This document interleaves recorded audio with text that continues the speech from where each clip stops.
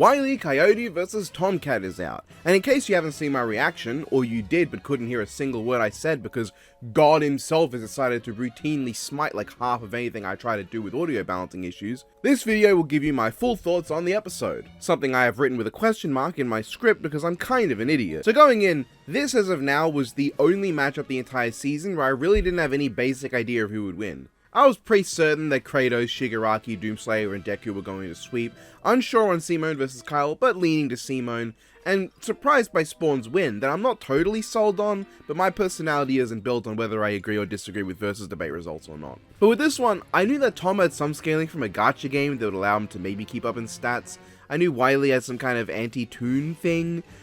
Whether or not it would actually work was debated on enough that like I wasn't really sure. I was leaning Wile E on vibes, but like I said, I really wasn't sure. I was very open to learning new things as I watched the episode, and as usual, I'll preface my review with a summary of my experience with the characters, which amounts to, I've seen some of the shorts, but I don't really know all that much. That should be pretty obvious by this point though. So this is all coming from a perspective of someone who doesn't really know Tom or Wile E that well. Hey, what are we doing? Isn't this the Tom vs Wile E review? Our episode is like 20- I just gotta ad read really hard. Huh? This video is sponsored by G Fuel! What the deuce? Your all-in-one plant-based energy formula! It has zero sugars, carbs, or calories! But it is full of antioxidants! Wait, but it's also full of caffeine. What kind of wizard emperor king would I be if I let this guy sell out harder than me? Yeah! But caffeine just means it's unsuitable for kids under the age of 18! But even an adult must drink it responsibly! Did I do it? Unfortunately for him, I can't afford G Fuel in any of its 50 flavors available in tubs or cans. Gah! I don't know what Detroit is, but it smells. I still don't know what we're doing here. Fine. I'll just have to ad read really hard. Even as broke as I am, I can afford G Fuel if I head to the link in the description and use code BloodRight for 20% off my order! Gah! Damn, if only they had drunk G Fuel, they could have survived that collision. Oh well, I'm gonna go get some G Fuel now! So the episode starts like Cole vs Alex, where instead of actually explaining the matchup, they just say it's being done due to fan vote. However, this time it doesn't come off nearly as derisive because it's not going, even though nobody cares anymore. I'm also sure there's some people wondering what I think about the mentions of Native American culture and belief, seeing as for a few characters like Phoenix and Azura, I'd gone on tangents about various cultural beliefs. Now, I'm not nearly as well versed in these beliefs as I am European and Asian ones, but I did look into a few things and use what minimal knowledge I had on hand. Just keep in mind, I'm no expert, and especially not on this topic. This is just what I'm aware of. The second part about the coyote who would die in return seemed fine, but I really wasn't sure on the coyote of the Miwok people. You see, calling him a Prometheus figure is odd. Prometheus is of course the titan of Greek mythology who stole fire from the gods and gave it to humanity in the form of intelligence and civilization. For the Miwok, however, to my understanding, he is their creator god. Now, some sources such as the Bibliotheca do credit Prometheus with the creation of mankind, but this is not directly tied to the myth of the stolen fire as Death Battle seemed to claim. He made mankind from clay, which isn't quite how Old Man Coyote did it. Nor is it what Death Battle are referring to. My gut reaction to this was to call it wrong, but for the sake of this review I went out in search of sources on this matter, and here's what I found. And it's really important to note that it's really unhelpful to just say the Miwok believed this. As you see, there are multiple culturally diverse groups of the Miwok people who have and had similar but not always the same beliefs, and sometimes very different ones. So here's what I could find, and hopefully this whole time there's been a timestamp on screen for people who genuinely couldn't give less of a shit. Which is fair, you did click this for the Death Battle review part, and I've gone way off topic from the first 2 sentences of Wile E's analysis. From Jamie D'Angelo's 1928 Indian Tales, I was able to find mention of the Miwok Old Man Coyote stealing fire. However, he does not actually steal it himself. His grandson Chicken Hawk desires fire because it's cold, and Grandfather Coyote goes and sends out mice to steal the fire for Hawk, which is similar, but it's not the same. Coyote didn't do it.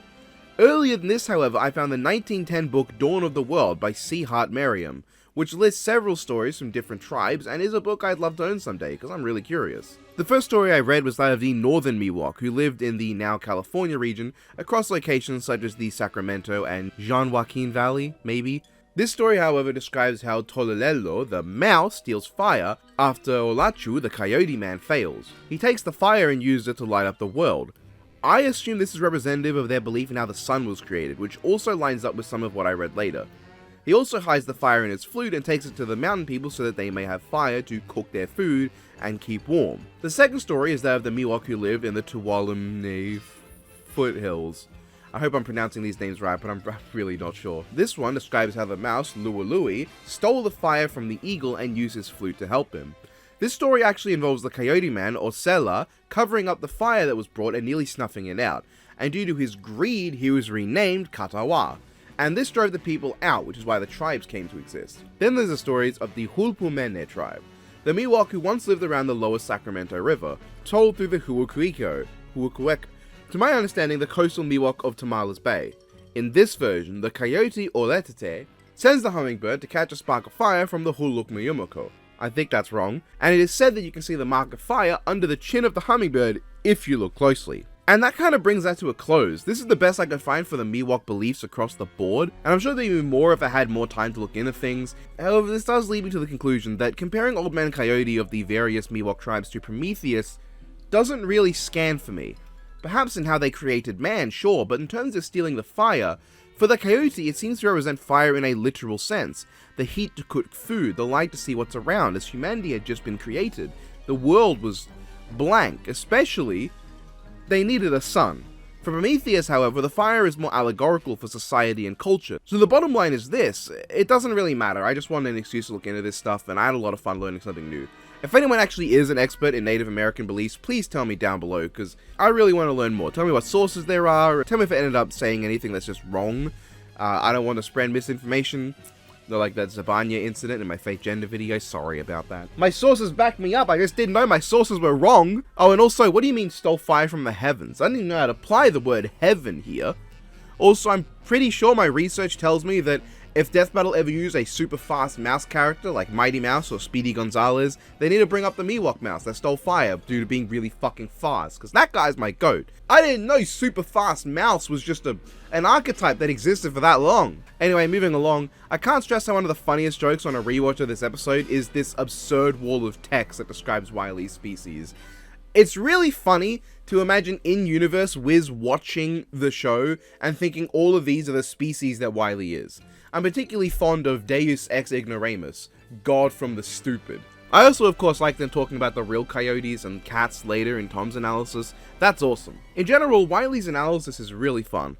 It definitely isn't the most in-depth or exciting because it's an analysis on Wile E Coyote, but my only real issue is that their primary example for cosmic level Wile E is a machine that is used by a character he scales to. Like, I understand what they mean because I can read the corner box that goes, by the way, tons of characters have direct universal feats, but this is exactly the kind of stuff that leads the more casual crowd to buy into that, well, a cockroach can survive a nuke and I can kill a cockroach, so I'm saying I'm nuke level rhetoric. Well, Wile E is stronger than this character who owns a vacuum cleaner that can destroy a universe so he can punch a universe to death. It's only made more off-putting by how they go all in with how Tom just directly scales to a physically universal character. And on that note, I think I prefer Tom's analysis overall. Yeah, it didn't lead me down a really fun rabbit hole on Native American culture, but I don't know if the fun I had with that really counts on Death Battle's credit. I really enjoyed the overarching bit about the origins of Tom and Jerry's name and how it plays into various things.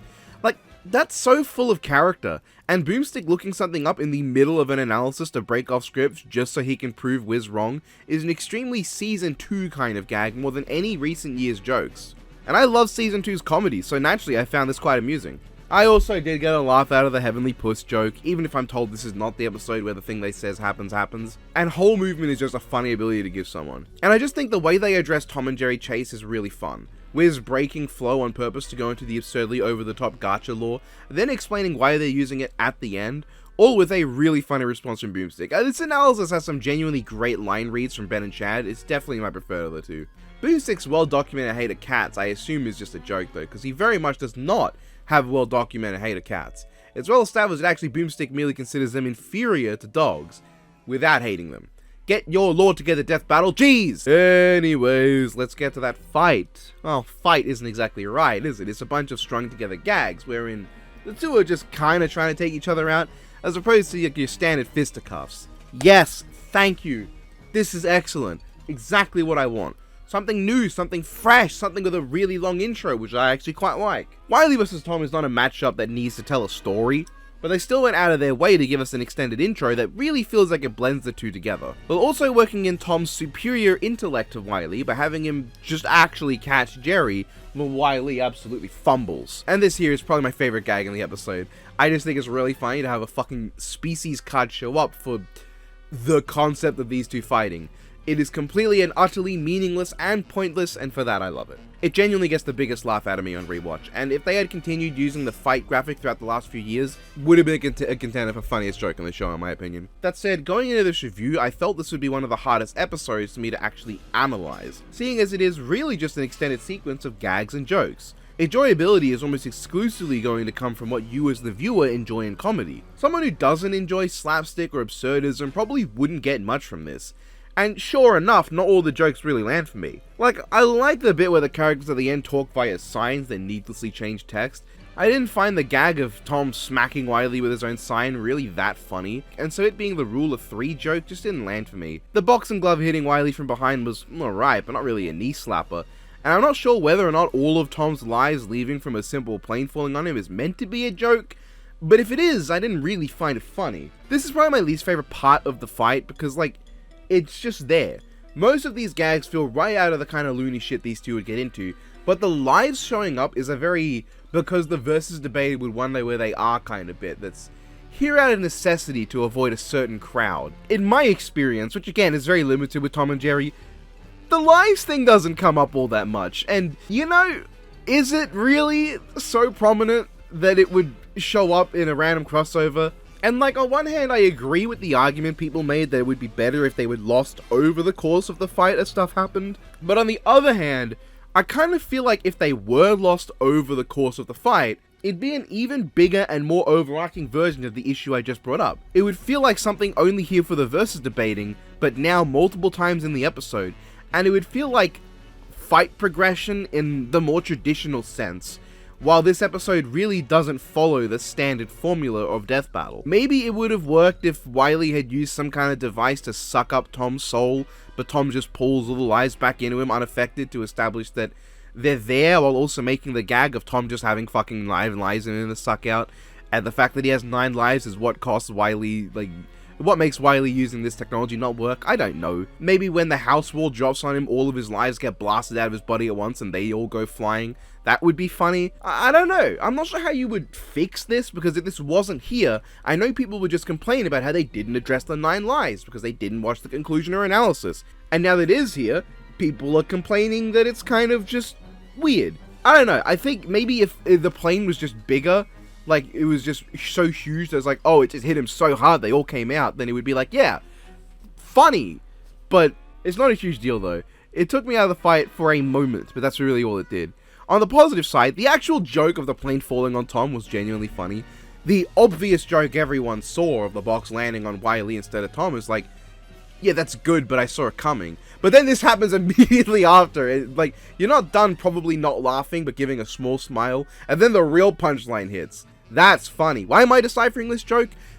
Shut up. I like the fucking joke of the two stopping to catch their breath. I don't mind the painted tunnel joke. It feels like it goes on a bit long, but it's alright. And I really like how the fight randomly just turns into a battlefield referencing the start of Tom's analysis. Also, I didn't hear him properly when I first watched the episode, but holy shit, a Starship Troopers line in my death battle? Beast? Top 10 sci-fi movies. I don't care what the fuck you say. I also, of course, enjoy when the two go out of the video for a bit, with all these fun references on the side. This one I almost thought was a reference to my 2 Omnilander gag debunks. How'd you guys just let that collection of videos get 100,000 views? And this one's probably sitting at like 1,500. But I'm pretty sure that's just correlation, not causation. Both my video and this fake video ran with the same joke and came to the conclusion that Omnilander would be the funniest one to put there. This is definitely a Biff Weed jab though, and this is an epic callback to when Goomba vs the Burger Time hot dog was going to be one of the original episodes. If you know, you know, and I'm sure if I gave a single fuck about solo leveling, I'd get the joke of labeling the hot dog as from that novel. However, while I don't think I, or honestly most people, can really fairly judge the overall quality of the jokes, because that will just come down to taste between people, I can say there are a few elements I really like beyond that. Obviously the animation is gorgeous. It looks really good, super fluid, super characterful. But it's only really falling behind if you're daft enough to go, well, it's not as good as the actual cartoon, so it's bad, and make itself look like a colossal tool. The backgrounds are also really nice, and as usual with Luis's latest work, just composited so goddamn nicely. And also, fun background gags I like. And also, let's give some credit to, I don't know how to pronounce this, but she also helped with the episode, and I'm almost certain that the episode being labeled as the Luis hand-drawn episode is going to result in her contributions being lost, so credit there too. There's also some clever writing in a few places beyond the comedy. For instance, when the two outrun the truck, we can see Wile E's superior speed by having him catch Tom pretty easily, despite Tom having a speed booster and a head start. Throughout the fight, Wile E has basically everything backfire on him, unlike Tom. The boxing glove hits him harder than it hits Tom, the bomb and nuke explode in his face, with the bomb even doing so instantly upon being lit. His airdrop crushes him instead of Tom, and ends up helping Tom too, with Tom only being affected by the plane, which inexplicably falls on him without Wile E's interference. The painting and truck obviously fail Wile E too, and Wile E doesn't really seem to learn his lesson with Tom hitting him with his own signs throughout the fight. Even the Looney DNA dissolver nearly backfires with him getting hit as well, and then being under a falling house. A house which only fell from his own actions. Tom even gets to show off his greater intelligence once more by throwing Wile E under the house and being saved from its fall, only dying due to happenstance from something that was not Wile E's intention when the side of the house just falls and splatters him. Which is something that 100% would not have normally killed Tom, and thus would have been a really funny gag, and they would have continued the fight if it weren't for the Looney DNA dissolver. Wile E meanwhile survives because his DNA was messed with too, but it didn't stop the inherent comedy of a guy surviving a house falling on him with an umbrella. That comes into effect and stops him from dying. Tom didn't have anything to protect him. Yeah, he then ends the fight's plot by hand and speaks now that he has tasted victory as set up in the analysis, which I kinda saw coming. All to say, this episode does still have some really good writing beyond the jokes, showing the difference in intelligence and speed adequately, as well as playing into how Wile E especially works as a character. I don't know if this applies as much to Tom, because they didn't really bring up if Tom has anything like Wile E's whole bit going on. It means that even if there were gags that I didn't get much out of, and there wasn't much of a real fight or particularly interesting story, I really enjoyed this episode upon giving it this analysis. Because like you might have noticed if you watched my reaction, which, again, if you could even hear me, I liked it, but I wasn't crazy about it. Now that I've actually done this analysis, like I was genuinely expecting to just come in and say, oh, I liked it, the animation was good, and then kind of cop out with, I can't really analyze just pure comedy. Instead, I'm coming out thinking, man, I really, really like this episode. I don't quite love it as I was expecting to, but I really like it. A very amusing, very light-hearted, very entertaining episode that does about all I personally would have expected. But that conclusion, though, well, actually I only have issues with one part. The stats segment was like, you bring up immeasurable Tom in the analysis corner box and don't use it. They used the scaling to this weapon, which I don't think they justified, and then left the really noteworthy stuff, again, in a corner box. I don't know how I feel about this. It feels a bit slapdash in terms of reasoning, and it's weirdly portrayed. The rest, however, big thumbs up. I love in particular the unique sidebar that I'm hoping comes back. I feel like the last time we saw this was like Billcord. Well, it just compares their arsenals in a really nice format. What's even, what they have over each other, awesome. And I appreciate the explanation as to why the Looney DNA thing would even work. I also felt the intelligence category this time was completely reasonable and cool. They didn't just talk about who can solve calculus faster like Bowser vs. Eggman, sorry, who could solve calculus at all, but I actively go into ways in which Tom is smarter that would help in the fight. And what could be the really weirdly named category of toonliness, they actually went out of their way to emphasize is a category that's hard to find a good name for. I'm all good with that. I do think it's really weird to use such an out there example for Wile E's rules only applying to when he's against the Roadrunner, and then bringing up how they were even broken in Chuck Jones' tenure. They don't bring up any examples of it being broken in Chuck Jones' tenure though. I mean, is the Looney DNA gun one? I don't know. I don't actually know when that was introduced and how long Chuck's tenure was. It's like, it works, sure, it gets the job done, and I think it's an interesting part of the argument to have in an episode. And I understand the stupidest people would have gone, you mentioned that Chuck Jones broke his rules, are you disrespecting the dead by calling him stupid and inconsistent? But I feel like they could have done better here. It's functional though, and that's what matters, I think. Also, I won't show it on screen for this review, but there is a Fox vs. Bucky callback, which I immediately clocked because I'm a fucking loser. It did, though, use an image of a fox with a real dead cat, and I understand that some people were made uncomfortable by this, particularly those who have or had pet cats. I personally wasn't affected. I see a lot of dead animals watching nature documentaries. It's a part of the natural world. This was a cat killed by a fox in nature, not a guy going in and shooting it with a gun.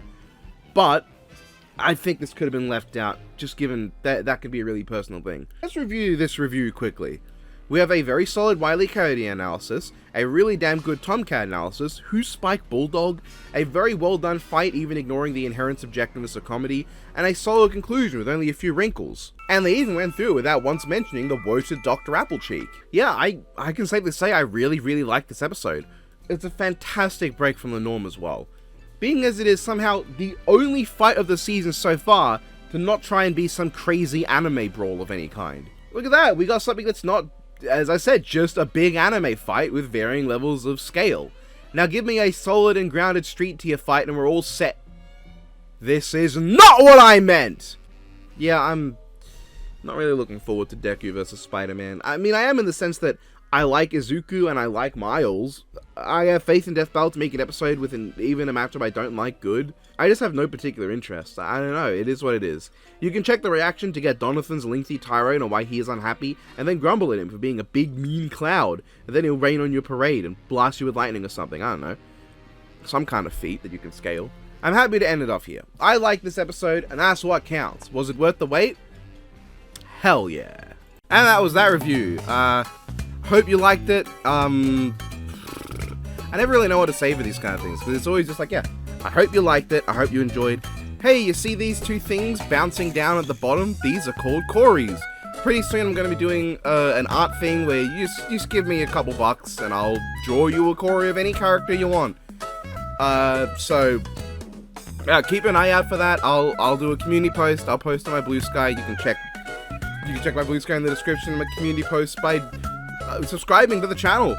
I guess. I don't... Can you get them if you're not subscribed? Like, can they show up in... I don't actually know. I don't know how YouTube works. Like, I'm MatPat or anything. But... yeah, thank you for watching. I hope you enjoyed the review. Tell me what you thought of the episode down below. I've not seen too much backlash. I think some people who, as I expected, it wasn't for them, but they don't necessarily dislike it. It's just not their thing, which seems completely reasonable. It's, like I said, it's what I expected. Yeah. Also, you know, no racism, please, in the comments. I've seen and heard some things about the community's response to Spider-Man vs. Deku. Yeah. I'm not surprised. I even brought up the possibility to an extent in my reaction. So, yeah, but, thank you everyone scrolling by as well.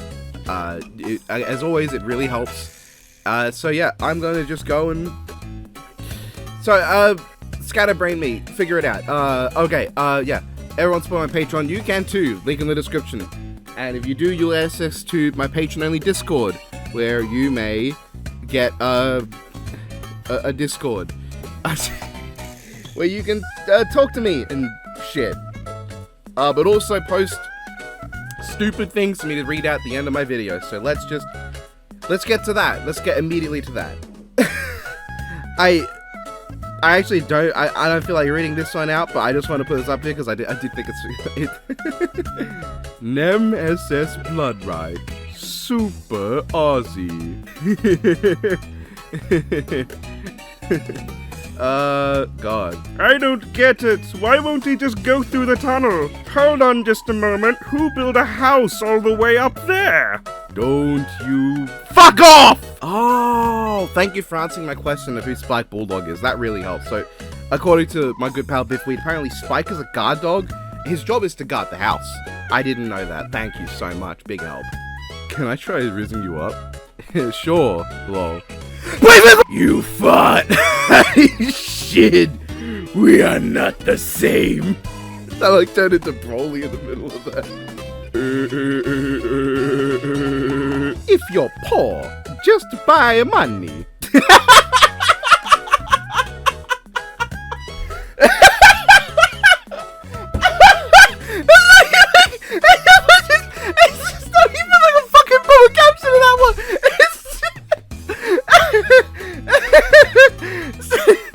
I feel like I have to have told the story of when I was sitting down to watch the Mince Raft movie, And the scene with the spider jockeys come in, and I start smacking Huan's shoulder and going, "Spider jockey! Spider jockey! Skeleton memes on the spider jockey!" Where the hell did you get that quirk? And can't do that. I can't make my model pick up a sign like that. So, you know, that's all for that. Hope you guys enjoyed, and gals, and everyone in between, and everyone who's either or, and everyone who's both. Have a good one. I'll see you for hopefully another big ranking thing, which is coming hopefully soon. I'm doing the Mr. Beast pose in real life, and that makes I'm gonna stop doing that. I feel like an idiot. Have a good one. Auf Wiedersehen.